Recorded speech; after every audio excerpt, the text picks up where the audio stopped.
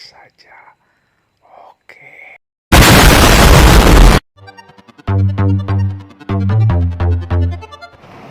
Assalamualaikum warahmatullahi wabarakatuh.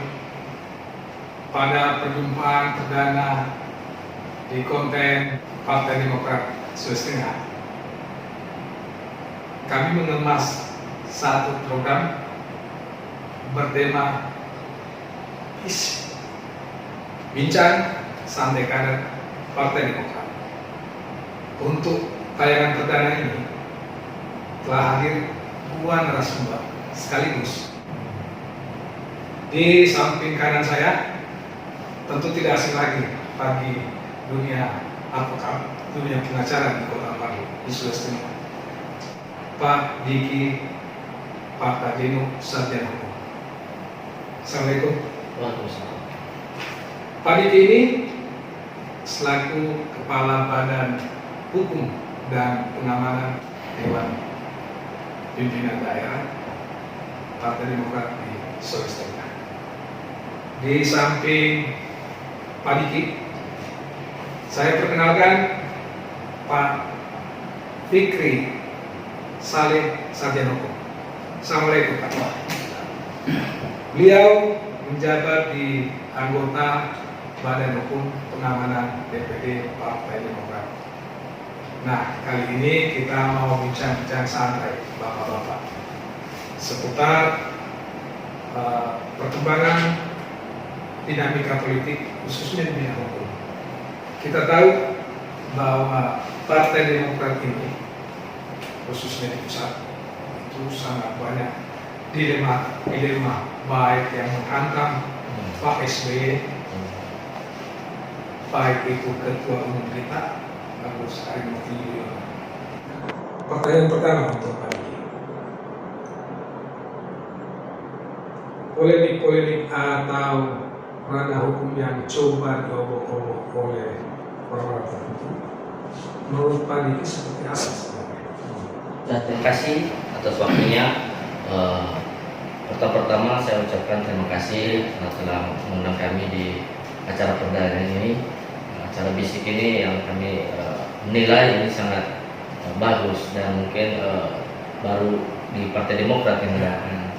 Ya, mengenai pertanyaan tentang dilema hukum di DPP Demokrat itu sendiri, kita harus mengetahui bahwa ADRT dari tahun 2020 dari Partai Demokrat versi Ketum AHY, kami menilainya sudah sesuatu yang sudah tidak bisa digugat atau tidak bisa lagi ditawar-tawar karena sudah sesuai dengan peraturan perundang-undangan. Yang pertama, yang kedua, kita mesti sadar bahwa Demokrat ini pada saat ini itu sudah menjadi satu primadona. Nah, ini sudah terjadi dan tidak bisa kita bantahkan. Nah, itu dari berbagai survei itu pun saya melihatnya pemilih-pemilih muda sudah banyak yang memilih jauh-jauh hari ke Partai Demokrat.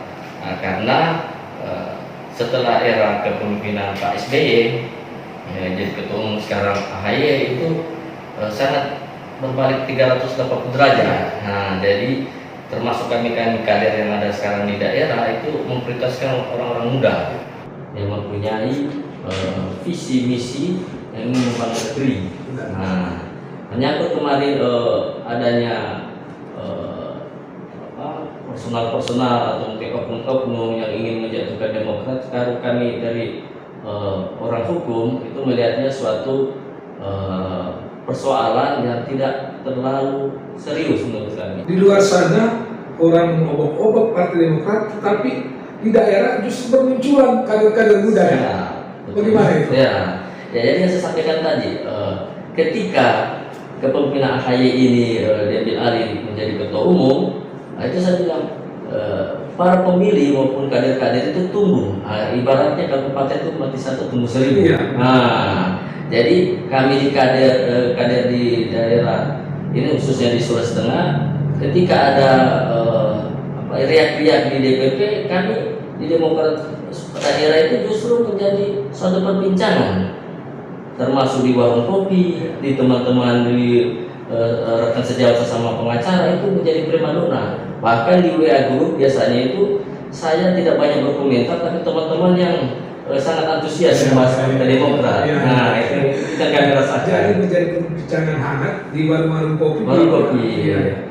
Nah, Pak Fikri, saya ke Pak Fikri. Ini melihat tampaknya ini kader muda advokat gue Partai Demokrat. Nah, ini semua kayaknya di badan hukum ini anak-anak muda ya. Iya. Jadi memang apa yang diinginkan oleh ketum bahwa muda adalah kekuatan. Di sini ya kita tentukan. Nah, Pak Fikri, satu pertanyaan. Nah, ini kan di pengurusan baru kita ini 2021-2026 tentu ada program-program skala prioritas nantinya yang akan dilakukan oleh badan hukum. Nah, kira-kira apa skala-skala prioritas itu yang coba ingin dikemas di badan hukum sendiri? Terima kasih. Jadi kalau saya secara melihat untuk menghadapi masalah hukum yang ada dalam partai, kita sebagai anggota badan hukum yang dipercayakan oleh partai, jadi kita semua di dalam badan hukum itu harus berkomitmen. Paling tidak kita harus berkomitmen di mana kita sesama anggota. Apalagi kita ini anggotanya kita ini, kalau saya melihat masih muda semua.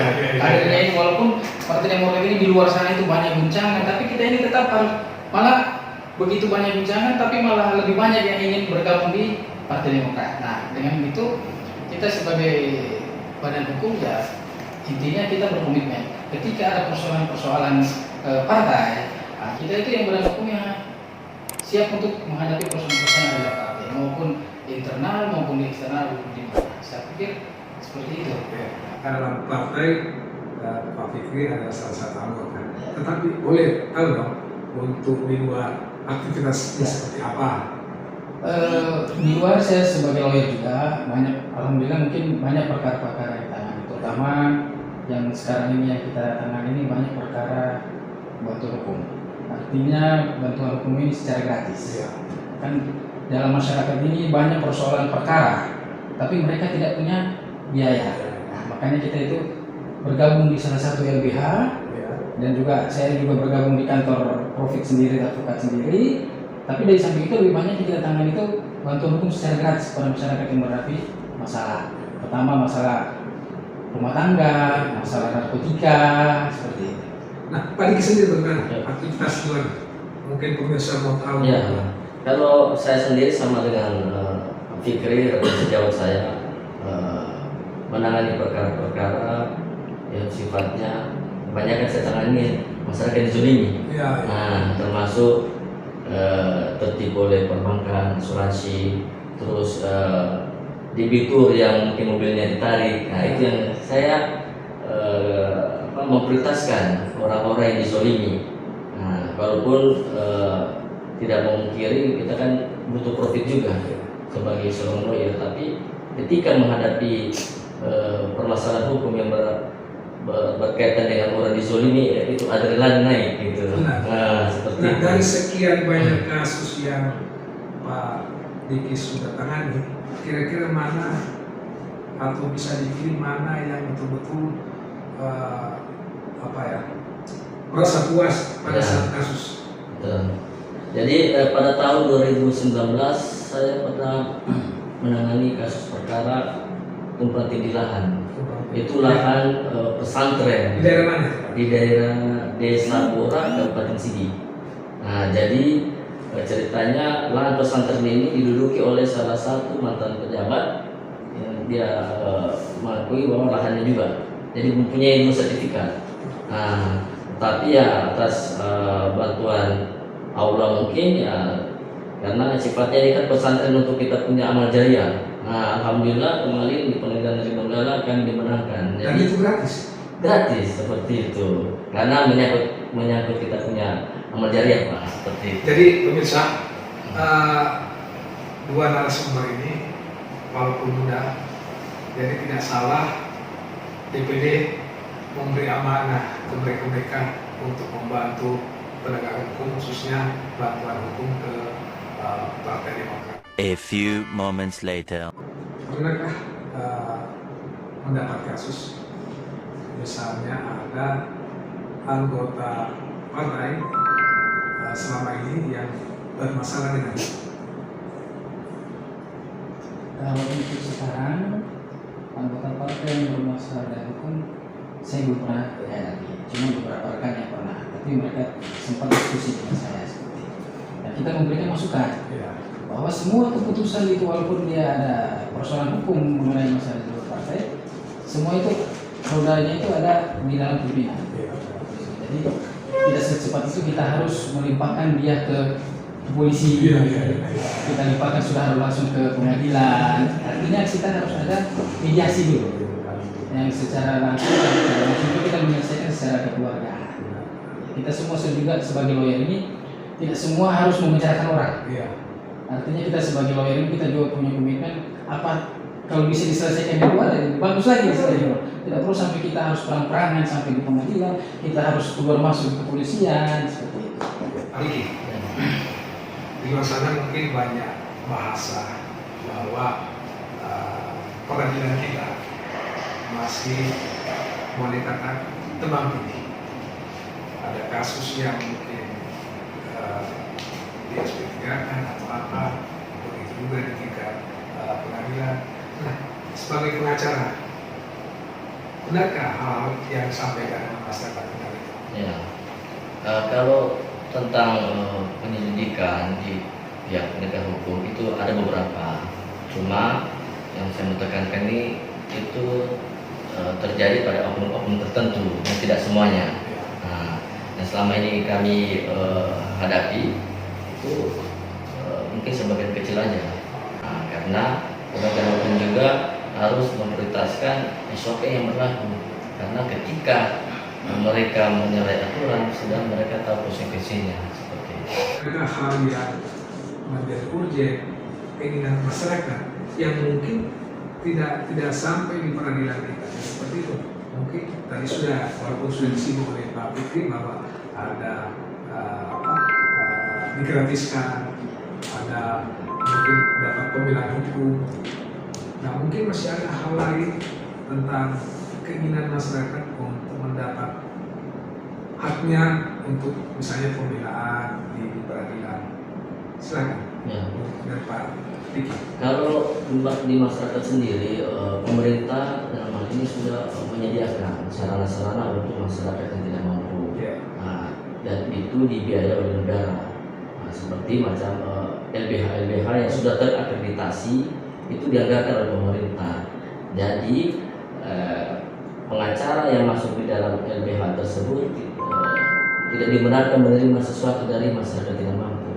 Nah, karena yang membiayai itu adalah negara. Nah, mereka sudah diberikan semacam fee atau mungkin honorarium dari negara. Jadi masyarakat tidak lagi, masyarakat tidak mampu tidak lagi bingung karena sudah tersedia di LBH kota atau mungkin di pengadilan sudah disediakan. Pak Diki sendiri beracara ya? Ya. Sudah berapa tahun? Saya dari sejak tahun 2015 sudah 5 tahun. Sama dengan Pak Diki. Jadi sama-sama maju itu. Masih di pengembangan. lawyer ini kan ada beberapa organisasi, ada Pradi, ada apa? Ya. Apakah masuk di Pradi atau di lembaga-lembaga lain di? Ya. Nah, kebetulan alhamdulillah tahun ini saya mendapat amanah dari organisasi advokat yang baru namanya Pradan. Itu perkumpulan advokat dan pengacara Nusantara. Sebagai apa? Saya sebagai koordinator wilayah. Wah, sebagai koordinator. Oh, iya. Hebat. Ternyata Pak, di samping saya ini bukan kaleng-kaleng loh.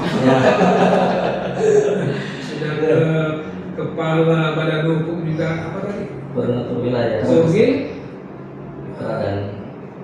Ya. Peradilan, Perkumpulan perkumpulan advokat dan pengacara Nusantara. advokat dan pengacara Nusantara. Itu di seluruh Indonesia ya? Seluruh Indonesia. Seluruh Indonesia. Saya dengan Pak Fikri juga? Kalau saya, alhamdulillah saya bergabung di Kongres Advokat Indonesia, UKI, dan kebetulan saya di DPC. Saya alhamdulillah saya dipercayakan untuk sebagai wakil sekretaris di DPC KI Bapak. Nah, juga Pak Fikri, kalau tadi Pak Diki bukan kali-kali, Pak ini bukan luar biasa, biasa di luar biasa. Hebat itu, anak-anak muda. Jadi memang di ketum AI kita bahwa orang muda yang harus maju. Siap.